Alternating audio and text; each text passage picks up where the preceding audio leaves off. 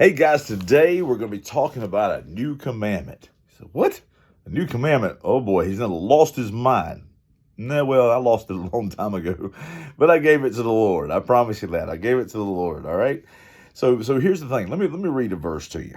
It says this. It says in the book of John, okay? In the book of John. It says this, a new commandment I give to you, that you love one another as I have loved you, that you also love one another.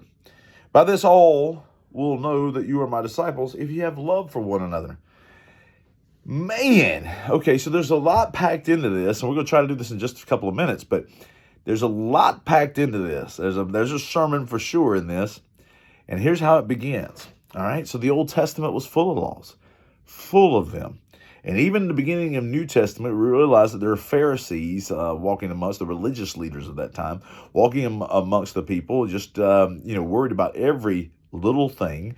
They worried about all the hundreds of laws that they had, religious laws that they had, and whether somebody was breaking or not breaking those laws, and is this happening, or if you spit on the ground and it rolls up the dirt when you spit on the ground, is that considered work on the Sabbath? All that silly junk, just craziness. Anyway.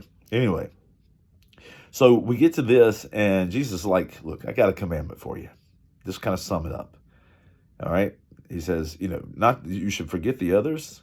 Okay. They're special laws. The 10 Commandments show us just how much we need Jesus and how little we can actually keep those commandments and how much we need Jesus. But he says, I got a new commandment for you. This is going to kind of sum up some things for you. That, if you can do this, if you can love God with all your heart, soul, mind, and strength, and love your neighbor as yourself, you're going to be just fine. But this is the way he presents it here in John. He says, a new commandment I give to you, that you love one another.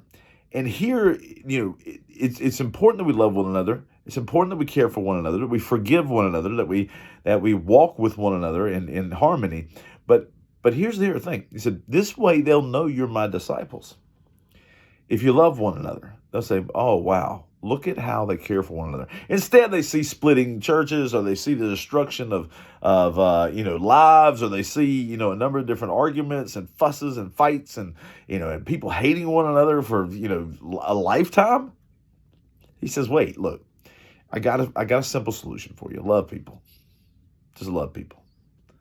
Yes, they're idiots. Yes, I'm an idiot. Let's just be real. Okay. However, when we look at this, I want you to understand something. I want you to understand that he makes it very clear. Just love them and you fix it. Just loving people fixes it. It just does. And I mean, it can be hard. It's hard for me a lot of times to let things go and to keep going. And this isn't a Vitalmin on forgiveness. What it is take those hard times. Take those beaten up times. Just love people. Just love them. All right? Hurting people hurt people. Loving people love people. Go and love somebody and take care of them. Encourage them, because the rest of the world is watching. And if they see you hating on one another, they're like, well, I guess that's what a Christian is. Well, if you see you loving on one another, they're going to know, wow, that's a faith where people care about each other. Man, good stuff. Love y'all. Bye-bye.